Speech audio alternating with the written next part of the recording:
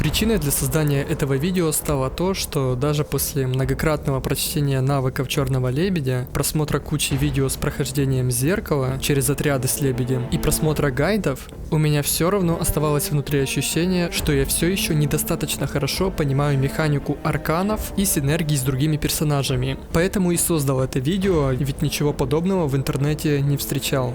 Если ты не смотрел видео с разбором механики лебедя от этого автора, то настоятельно рекомендую сначала внимательно посмотреть его видео, а потом внимательно мое, если, конечно, твои мозги выдержат такую нагрузку за короткий промежуток времени. 90% механики Черного Лебедя завязано вокруг арканов. Это дота, которая всегда считается выветриванием, но при этом имеет свои уникальные механики. Разберу все способы наложить на противника стаки аркана. О том, что максимум может быть 50 стаков, и что чем их больше, тем больше наносимый урон, ты и так уже знаешь. Нулевой способ. Техника лебедя позволяет в начале боя навесить на каждого противника в среднем 3-5 стаков аркана. Без техники в начале боя или когда во время боя появляется новый противник, он получает 1 стак. Таким образом, на противниках всегда будет минимум 1 стак аркана, за исключением редких случаев, когда даже 120% шанса попадания эффектов лебедя не помогут наложить эту доту. Если быть конкретным, то почти у всех боссов 40% сопротивления эффектам. Из-за того, что вообще все способы наложить на противника аркан имеет базовый шанс 65% и только в ее навыке базовый шанс 100%, это значит, что при 120% шанса попадания эффектов вероятность наложить аркан на босса составляет 86%. На мой взгляд, это слишком низкий показатель, ведь нужно, чтобы лебедь накладывала арканы стабильно всегда. Решить эту проблему можно двумя путями. Первый, пожертвовав уроном, добить шанс попадания эффектов до 156%, что на мой взгляд не лучший вариант. Второй, иметь в отряде Гуйной Фэнь с первым эйдолоном, который позволяет ее навыку снизить сопротивление эффектам цели на 10% на 2 хода. Благодаря этому у босса станет 30% сопротивления эффектам, столько же, сколько и у всех элиток. И тут уже как раз 120% шанса попадания лебедя со 100% вероятностью будут накладывать на противника арканы. Нюанс тут в том, что Гуйной Фэнь придется, во-первых, минимум раз в 2 хода тратить очко навыков, чтобы поддерживать дебаф сопротивления эффектам. А во-вторых, базовый шанс наложить на противника этот эффект равен 100%. Это означает, что самой Гуи нужно иметь 67% шанса попадания эффектов, чтобы со 100% вероятностью наложить этот дебаф на босса. Если не получается собрать 67%, то нужно хотя бы 43%. Первый способ – базовая атака и навык Черного Лебедя. Когда она использует базовую атаку или навык, то всегда накладывает минимум 1 стак аркана. Также за каждый тип, повторяю, за каждый тип доты, которая висит на противнике, будет добавлено еще по 1 стаку. Таким образом, своей базовой атакой или навыком лебедь максимум может наложить 5 стаков аркана за 1 ход. 1 стак по умолчанию и 4 стака за каждый тип дот, который в данный момент был на противнике. Недавно я говорил, что сама дота аркан всегда считается выветриванием, поэтому если при использовании базовой атаки или навыка на противнике уже висел аркан, а он в 99% случаев как раз и будет там висеть, то использование базовой атаки или навыка всегда будет добавлять противнику минимум 2 стака аркана, 1 по умолчанию и 1 за выветривание. Остается добавить горение, кровотечение и шок. Выветривание сампа, к сожалению, не поможет стакать арканы от базовой атаки или навыка лебедя. Также здесь важно отметить, что пусть навык лебедя наносит урон по 3 целям, боковые цели всегда получают максимум 1 стак аркана, и только центральная получает дополнительные стаки в зависимости от количества типов дот на себе. Также стоит помнить о том, что после ульты лебедя висящая на противнике дота аркан на 2 хода считается сразу всеми типами дот. Это значит, что в эти 2 хода базовая атака и навык Черного Лебедя будет всегда давать максимум стаков аркана, а именно по 5 штук. Ротация Черного Лебедя позволяет ей откатывать ульту только за 4 хода. Конечно, если ее сильно продамажит, или союзник изобилия поможет, или она добьет противников, то тогда сможет откатить ульту и за 3 хода. Но я рассматриваю наиболее часто встречающийся вариант. 2 хода после ульты она без посторонней помощи будет накладывать базовой атакой или навыком максимум стаков аркана, а остальные 2 хода нужна будет помощь союзников, чтобы на противниках висели и шок, и горение, и кровотечение. Хотя в виртуалке есть способы обойтись и без союзников, если вдруг понадобится. Благодаря этому ивентовому конусу лебедь может откатывать ульту каждые 3 хода, если каждый ход будет использовать навык. Если удастся где-то достать немного энергии, то она сможет откатить ульту за те же 3 хода, но используя одну или даже 2 базовых атаки, что поможет экономить очки навыков и даст возможность другим персонажам приносить больше пользы. Лебедю обязательно нужно использовать хотя бы один навык раз в 3 хода противника, чтобы поддерживать на нем дебаф защиты. В виртуалке будут дополнительные способы регена энергии, например, это благословение небытия, которое выпадает относительно часто. Также лебедю можно одеть планарки Пенаконию, что поможет еще с большей вероятностью откатить ульту за 3 хода, чаще используя базовую атаку. Если лебедь будет в одной команде Сампа, то этот сет увеличит ветряной урон и лебедя, и Сампа, что в конечном счете не так уж плохо в сравнении с другими топовыми сетами на лебедя. Второй способ – ход противника. Когда наступает ход противника, то сначала срабатывают и наносят урон все доты, кроме аркана. За каждую сработанную доту противник тут же получает по одному стаку аркана. Когда доты закончат наносить урон, только тогда сработает дота аркан и нанесет урон с учетом всех новых стаков, которые только что получила. А затем сразу стаки аркана упадут до 1.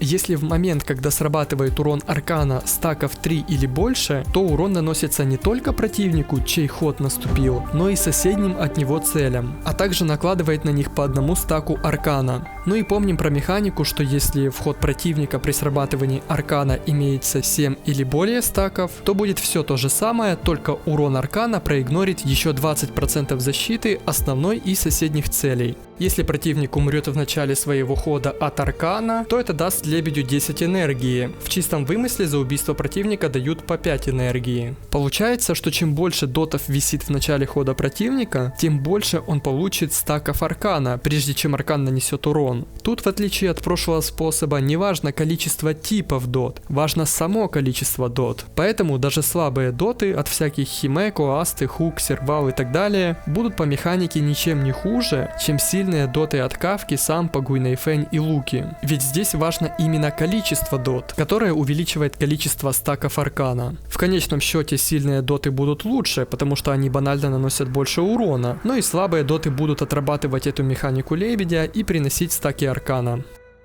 Третий способ – активация дотов в ход союзника. Если союзник в свой ход активирует доты, висящие на противнике, то это даст по одному стаку аркана за каждую активацию дот урона. Максимум таким способом можно получить 3 стака аркана за одно действие союзника. Опять же, здесь не важны типы дот, важно лишь количество их активаций. В частности, Кавка умеет активировать висящие на противнике доты своими навыком и ультой. Причем и навыком и ультой активирует по одному разу каждую доту, висящую на противнике, включая доту аркан. Поэтому, чтобы Кавка каждый раз давала все 3 стака аркана, на противнике уже должно висеть не меньше 3 любых дот, включая сам аркан. Сделать это легко, если у Кавки есть ее сигна, которая накладывает на противника эффект паутинка, который считается шоком. Но если сигны нет, то нужно откуда-то достать еще одну любую доту, чтобы в пачке лебедя, Кавки, Жуань и любого сустейнера Кавка своим навыком и ультой всегда давала лебедю по 3 стака аркана. На крайняк недостающую доту можно взять, пробив стойкость противнику ветреным, электрическим, огненным или физическим типом урона.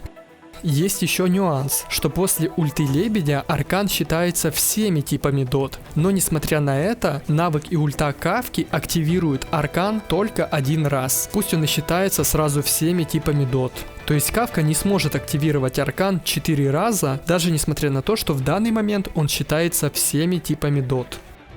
Сампа с 4-м эйдолоном каждым ударом навыка, а всего у его навыка 6 ударов, активирует по одному разу каждую доту выветривания, но только в том случае, если на этой доте 5 или больше стаков.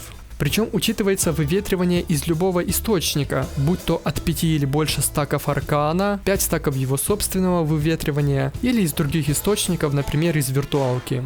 Важно понять, что на противнике одновременно может быть 2 или больше дотов выветривания с 5 или более стаками. Это значит, что один удар навыка сампа активирует по одному разу каждую доту. Вот видно, на противнике 5 стаков выветривания от самого сампа и 7 стаков аркана. Один удар его навыка активировал по одному разу и его доту, и аркан. Таким образом, если бы в виртуалке на противнике было, к примеру, более 5 стаков аркана, 5 стаков выветривания самого сампа и еще 5 стаков от благословения или резонанса, то каждый удар его навыка активировал бы сразу по 3 доты, где 6 попаданий навыка принесли бы 18 активаций дот.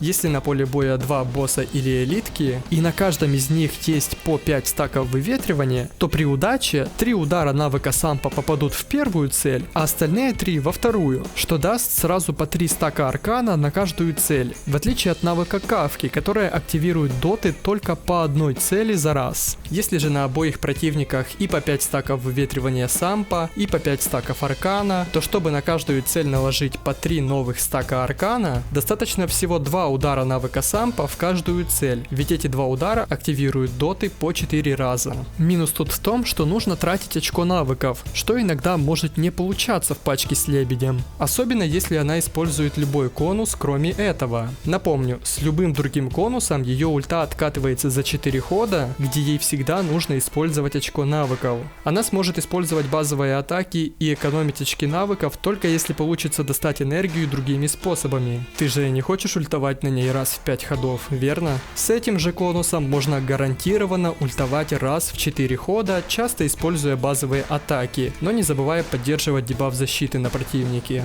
А если получится достать немного энергии из других источников, тогда лебедь будет ультовать раз в 3 хода и при этом используя 1-2 базовых атаки.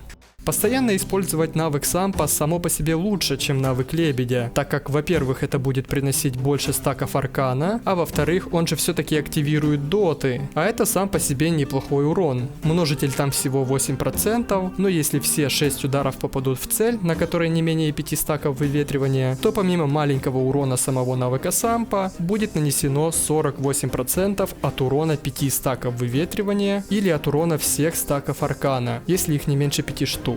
Например, здесь на противнике висит и 5 стаков выветривания сампа, и более 5 стаков аркана. Все 6 попаданий навыка сампа активировали доты 12 раз и нанесли в сумме 44 тысячи урона. Но конкретно у этого противника аж 40% сопротивления ветреному урону. Поэтому урон по противнику с наличием ветреной уязвимости был бы еще немного больше. А навык лебедя нанес бы всего 6000 урона в одну цель или 14 тысяч в 3 цели. При этом навык сампа дает больше стаков аркана, чем навык лебедя, но только в том случае, если на противнике уже есть не меньше 5 стаков любого выветривания.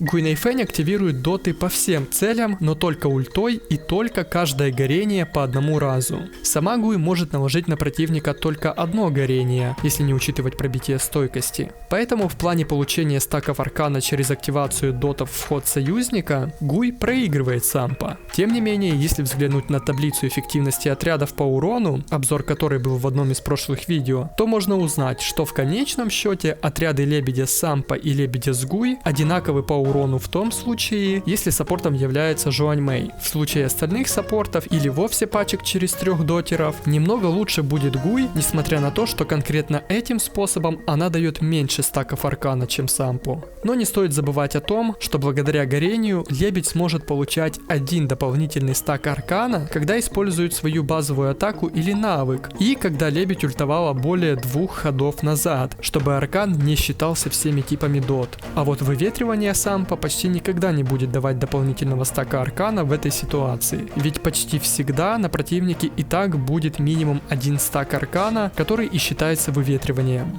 Помним о том, что после ульты лебедя аркан на 2 хода будет считаться не только выветриванием, но и остальными 3 типами дот. Поэтому ультовать на Гуй лучше в течение 2 ходов после ульты лебедя, так как тогда ульта Гуй активирует и аркан, что нанесет и больше урона и даст 1 дополнительный стак аркана. А также ульта Гуй после ульты Лебедя активирует талант Гуй, который повесит на противника 1 стак огненного поцелуя, эффекта, который увеличивает получаемый противником урон, если, конечно, на противнике уже не висит максимальное число стаков этого эффекта, а максимум стаков может быть 3 или же 4, если у Гуй есть 6-й эйдолон. В среднем Гуй откатывает свою ульту за 4 хода. Лука своей усиленной базовой атакой активирует каждое висящее на противнике кровотечение по одному разу. Сам Лука может только своим навыком наложить одно кровотечение на противника, опять же без учета пробития стойкости. Поэтому своей усиленной базовой атакой, которую он может использовать не каждый ход, будет давать всего по одному стаку аркана. Тем не менее, его усиленная базовая атака срабатывает чаще, чем ульта Гуй Нэйфэнь. А также благодаря кровотечению базовая атака и навык Лебедя будут давать на 1 стак аркана больше, чем когда Лебедь в отряде Сампо. Снова таки помним, что в течение 2 ходов после ульты Лебедя усиленная базовая атака Луки будет активировать и аркан, который на время считается кровотечением. То есть в таком случае усиленная базовая атака Луки будет давать 2 стака аркана, один за счет его собственного кровотечения, второй за счет аркана.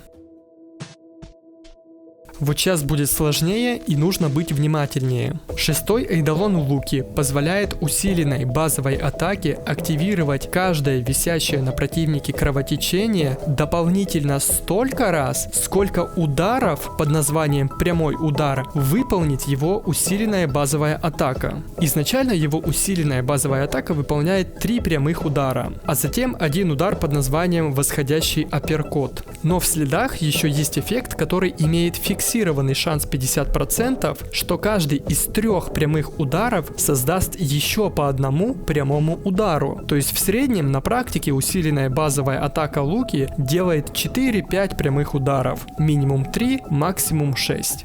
Допустим, Лука сделал 5 прямых ударов. После этого сработает 1 удар восходящий апперкот. Итак, во-первых, по механике таланта этот 1 удар восходящий апперкот активирует каждое кровотечение по одному разу. А во-вторых, по механике 6-го эйдолона этот же восходящий апперкот также активирует каждое кровотечение еще по 5 раз. Потому что до этого было сделано 5 прямых ударов. Получается, если на противнике было одно кровотечение, тогда Е6 Лука активирует его 6 раз. 1 раз по механике таланта, 5 раз по механике 6-го эйдолона. Вот видно, как ультует Черный Лебедь, то есть теперь арканы считаются и кровотечением. Лука использует усиленную базовую атаку и сначала проводит 5 прямых ударов, то есть 3 удара по умолчанию и 2 удара создались рандомно, после чего выполняет 1 удар восходящий апперкот. И вот этот последний удар сначала активирует механику таланта, то есть активирует каждое висящее кровотечение на противнике в размере 88% от изначального урона каждой доты. В данном случае на противнике было 2 кровотечения. Первое от навыка Луки, второе аркан. И затем сразу срабатывает механика 6-го эйдолона, где каждое кровотечение срабатывает еще столько раз, сколько было проведено прямых ударов. В данном случае это 5 раз. Каждое срабатывание наносит урон в размере 8% от изначального урона каждого кровотечения. Благодаря 6-му эйдолону в этой ситуации было еще 10 активаций кровотечения. Таким образом, если бы на противнике было, к примеру, в виртуалке 4 кровотечения, то Е6 Лука каждой своей усиленной базовой атакой активировал бы их в сумме минимум 16 раз, максимум 28 раз. Короче говоря, Лука без 6-го эйдолона своей усиленной базовой атакой сможет активировать только по одному кровотечению за раз, что будет давать 1-2 стака аркана. А с 6-м эйдолоном, даже если на противнике только одно кровотечение, то он его активирует минимум 4 раза, максимум 7 раз. В любом случае, это всегда будет давать по максимальных 3 стака аркана. Есть еще благословение небытия в виртуалке, которое при атаке союзника активирует одну случайную доту, висящую на противнике. Это благословение хорошо помогло бы стакать арканы, если в отряде нет Кафки, которая с этой задачей и сама отлично справляется. А также если это благословение активирует любое горение, и при этом в отряде есть Гуй Нэйфэнь, то это также активирует талант Гуй и наложит на противника 1 стак огненного поцелуя, если количество стаков еще не максимальное.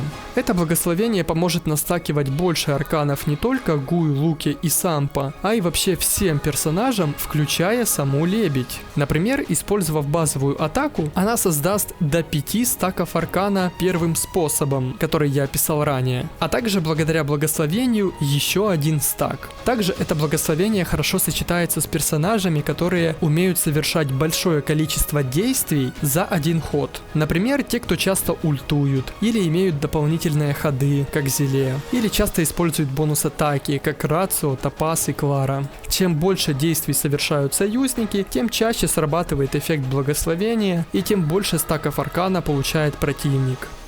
Итак, я разобрал все способы создать стаки аркана, а также нюансы синергии с другими персонажами, конусами и затронул одно благословение.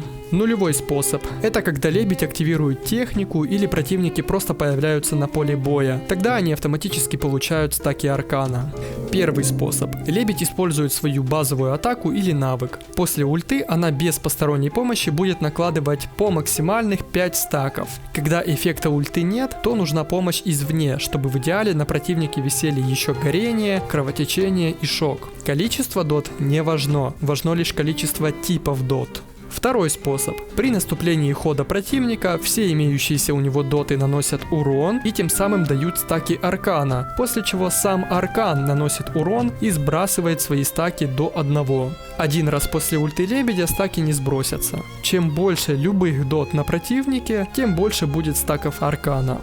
Третий способ. Активация дот в ход союзника. Максимум союзник за одно свое действие может дать 3 стака аркана. Для Кафки важно, чтобы на противнике всегда было не меньше 3 любых дот. Для Сампа важно, чтобы у него был 4-й эйдолон, а на противнике не меньше 5 стаков любого выветривания. Для Гуй важно ультовать в течение 2 ходов после ульты Лебедя, чтобы ее ульта активировала как можно больше горений, где аркан как раз и будет им считаться. В пачку Лебедя с Гуй можно добавить Асту, если нет Жуань. Аста базовой атакой накладывает горение, что поможет ульте Гуй дать 1 дополнительный стак аркана. Для Луки важно иметь 6-й эйдолон, чтобы каждой своей усиленной базовой атакой всегда давать максимальных 3 стака аркана. Если 6-го эйдолона нет, то по возможности усиленную базовую атаку лучше использовать в течение 2 ходов после ульты Лебедя, чтобы она дала 2 стака аркана. Один за кровотечение навыка Луки, второй за аркан, который будет считаться кровотечением. А если стойкость противника пробить физическим уроном, то это даст и 3-е кровотечение. Напоследок затрону тему смерти Лебедя на поле боя. Что будет со стаками аркана? Когда Лебедь умрет, на тех противниках, на которых были стаки аркана, они останутся. Но вот новые противники не будут получать стаки аркана. Также активация дот в ход союзника не будет давать стаки аркана. Короче говоря, если Лебедь умрет, то не будет ни одного способа создать на противниках стаки аркана. Но те противники, на которых они были, они и останутся, пока противник не умрет. Это может быть полезно для Кафки, чтобы своими навыком и ультой она активировала и аркан, тем самым нанося больше урона. А вот для Гуй Найфэнь и Луки это будет бесполезно, кроме редких случаев, когда Лебедь успела ультануть перед смертью, чтобы Гуй и Лука тоже могли нанести больше урона в короткий промежуток времени, пока аркан считается и горением, и кровотечением. Для Сампа этот 1 стак аркана будет бесполезен. Что ж, на создание видео ушло огромное количество моих сил. Я сомневался, стоит ли его выпускать, так как лично для себя я и так более-менее разобрался в этой теме. Но все же 4 дня работы помогли мне еще лучше освоиться в арканах и синергиях с другими персонажами. Если есть желание поддержать меня, ты можешь сделать это по ссылкам в описании. Прозвучит как байт, но это действительно так работает. Я рекомендовал бы тебе через время еще раз посмотреть это видео, так как на второй просмотр усвоишь значительно больше инфы и заметишь то, чего не заметил при первом просмотре. Лично я при прослушивании, к примеру, аудиокниги на 2-й, 3-й и даже 4-й раз умудрялся открывать для себя кучу новых знаний, которых за первое прослушивание не заметил. Думаю, с моим видео у тебя будет так же. Но это, конечно, только в том случае, если у тебя есть цель досконально разобраться в арканах.